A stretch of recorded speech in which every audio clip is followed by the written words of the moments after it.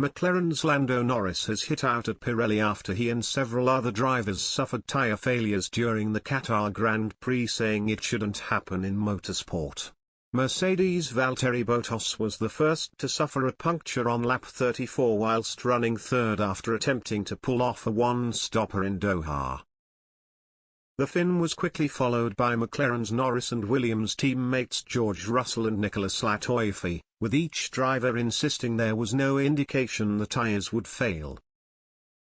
Despite Russell taking a more diplomatic approach in explaining that Williams had anticipated tyre failures, Norris admitted it could have been much more dangerous.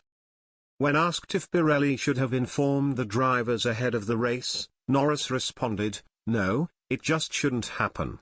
If there's a wall there or something, it could have been much more dangerous. You don't expect the tyre to blow up, especially not on the hard tyre.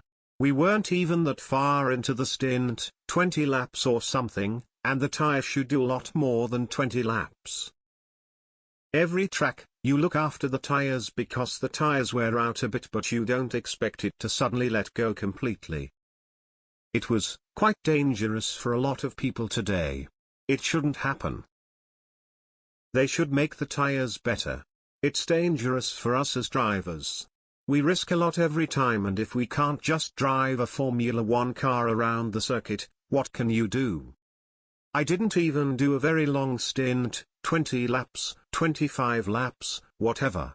I should still be able to drive the circuit."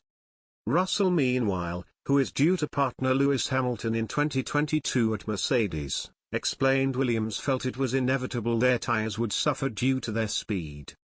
"There was no warning, but we actually anticipated that prior to the race," explained Russell. "It was just the outside shoulder, that front left, that was a limitation, probably 10 centimeters on the outside front left, and it would literally just go at some point. The reason for it is that we just didn't have enough pace in the high-speed corners leading onto the straights. Nothing to be disappointed about regarding this puncture.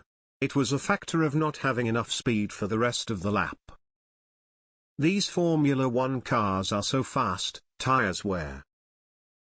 You go through those right-hand corners, flat out in 7th gear, I don't know what the exact speed is, 270, 280 kilometers an hour, it's going to happen.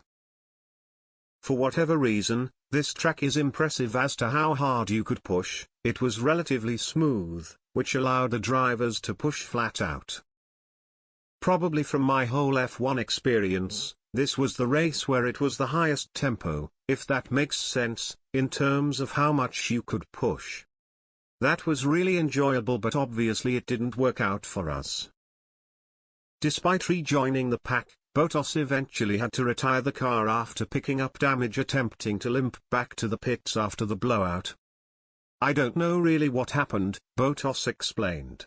"There was no warning, no vibration, the pace was still consistent. The grip was feeling okay. It just happened. Initially I thought the wind was getting stronger on the main straight because I felt that the car was sideways. Then it was a puncture in the first corner, and obviously in the most unlucky point as well, just after the pit exit." Pirelli say they have launched an investigation into the tyre failures and are flying the tyres back to Milan to try and understand what happened.